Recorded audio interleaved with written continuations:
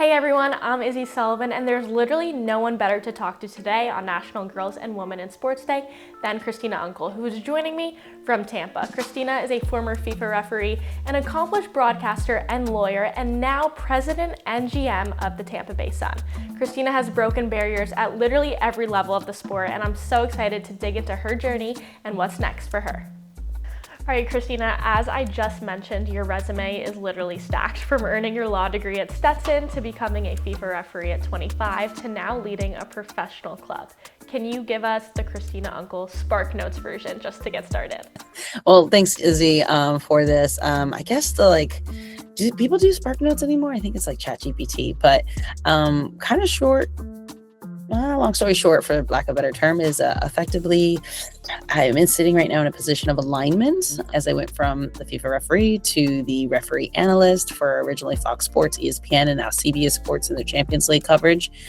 And then just out of alignment, I am now serving in a position that is very purpose-driven because I'm creating something that I needed that didn't exist when I graduated from college back in 2008. Women's professional soccer did not exist in the United States. So Now I serve as the president and general manager of Tampa Bay Sun FC, and I help manage and run and lead the business side of a women's professional soccer club as well as the sporting side. Well, Christina, you've done so much, but I want to take it back to where it started. You started refereeing at 10 years old. Most kids don't, think about refereeing at such a young age. How did that opportunity first come about for you?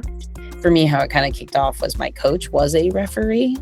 So when I was playing at 10 and yelling at the referees, which is what people by inclination do, he encouraged me to stop yelling or go take the class so that I can yell. And you were like, I'm going to take the class. Oh yeah, it's just a preeminent theme in my life. I remember being 15 and I got assigned the U18 boys recreational final, but that to me really taught me that people don't truly, essentially, those who actually care, don't care about your race, your gender, your ethnicity, your age. They just care if you do a good job.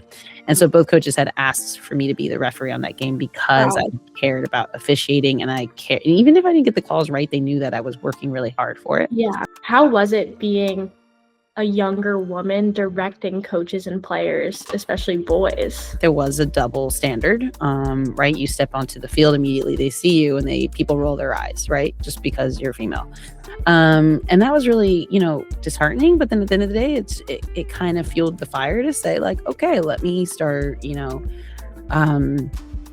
overcoming these, stereotypes and these biases. But it was something you felt. And I think it's been the fight and this, the struggle for any woman in sport and then any woman in a male-dominated industry. It gave you that opportunity to say well, that's disheartening, but hey, let me see what I could do to overturn people's perspectives and opinions. And so one of the things, whether fair or not, the world's not fair, but is going in and saying, okay, I have, not even when the whistle kicks off, but leading before the game to prove that I am taking this professionally and respectful. So it was just showing that you do matter and you do belong and you can do the job. And that's amazing that you learned that at such a young age. I mean, most people, including myself, don't learn that until they're older, and it's harder to kind of get to know that confident side and authoritative side. So I think that's really impressive that you did that at such a young age.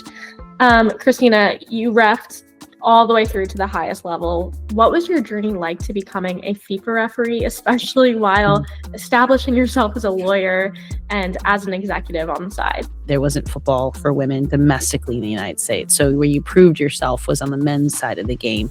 The summer leagues, the USL, sometimes you got some WPSLs, and then you start proving yourself at combines for Major League Soccer, right? And then preseasons, Nike friendlies, and all of this stuff. And so you're proving yourself mainly and predominantly on male games to climb up the ladder to get to your FIFA. And back then it was a bit quite unfortunate that as soon as you got your FIFA badge as a female referee, you then were only earmarked to do women's games. They're like, oh, you've already proven yourself. You've done all the men's games. The next level isn't ready for women referees. But hey, you can do all the women's international friendlies and go do women's international games. We called it the pink badge back in the day. As soon as you get, and people would be upset for me saying this, and that's fine. I don't care.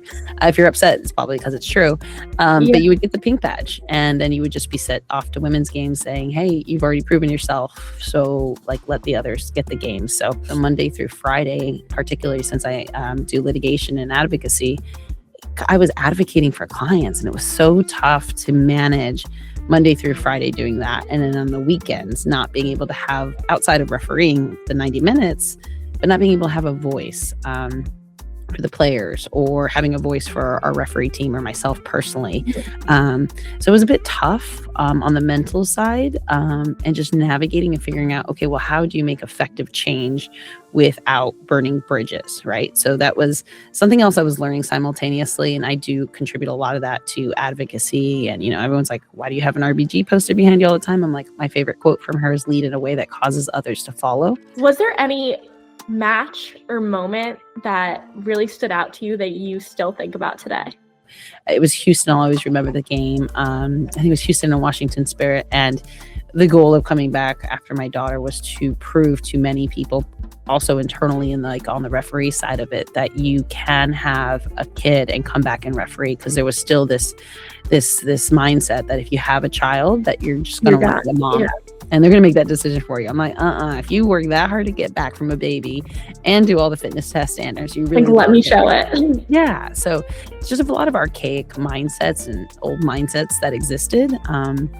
So for me, it kind of turned into more of, okay, I'm not going to change where the culture or the mindset is on women officials and women officials in the men's game, but what can I do to slowly, impact the fabric so that others behind could, they don't have to hit that glass ceiling. They can hit another glass ceiling or another barrier to break for the next and the next and the next. So throughout your career, one of the main things for you has been advocacy, and you've done that from refereeing at the beginning to being a rules analyst. I think it's obvious that you're always advocating for yourself and others, and I think that's really amazing.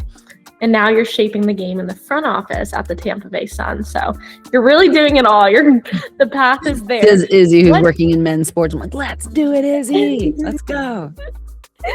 What drew you to the opportunity to be the president and GM of the Tampa Bay Sun? How do I give back to my community with skills and talents that are God-given to contribute to the community in a positive way? And I have a 10-year-old daughter, and she's growing up in this community, and we don't have women professional athletes. So even though our other sports teams support women in sports, to see her be her element didn't exist. As I've learned, once again, if you complain about something and then God gives you the opportunity to do something about it, you either shut up or you take it. And for me, I kept saying I'd seen women's pro clubs being not managed well and be closed down, and leagues being closed down. And I was like, at least let me give it a shot. And provide the resources and the necessities for the professional athletes to be pro, not just in name, but in resources and salaries and awareness and branding. And then there was this other cooler second side of it, which was like running the business side and, hiring the most qualified candidate in our club. The majority happen to be female, and it's not because of a gender thing. It's just women can work in sports. But the most important thing for me are the young boys who are wearing the Tampa Bay Sun jerseys. Yeah. And walking around in the Tampa Bay Sun jerseys and getting the players' autographs, because those young boys don't see them as women professional athletes. They just see them as professional athletes. You're so right. And that is one of the biggest things, is we don't need 50% of the society of women to be behind the cause, right? Like, majority get it, right? We need all of humanity to be behind that. People should not be judged based upon their gender, their identity, their preference, right? Their socioeconomic. But at the end of the day, can you get the job done, and are you a good human? You've obviously been a leader in sports for almost your entire life, your whole career. How do you see your responsibility in creating opportunities for young girls and women in sports today? It wasn't, I think, until I had my baby girl, that I did not want to be identified based on being a female or being based on, being diverse, a minority in any of my walks, whether it was litigation, whether it was refereeing, whatever, because I wanted to be judged based upon whether I was qualified. It wasn't until I saw, and people would say to me repeatedly, like, I saw you do this, and then I believed I could do it. Or there was never a Hispanic referee or anyone of minority descent as a FIFA referee before, right? So it's just like stepping into that space, right? It's just like I didn't look at it like that, but then others were like, I saw you do it, so I thought I could do it too. So for me, I think just by existing and doing what it is I do normalizes it, not just for that individual, totally that young agree. girl, but for others within the industry and colleagues, that this is normal. Like, get ready. I'm only the first, but there's plenty behind.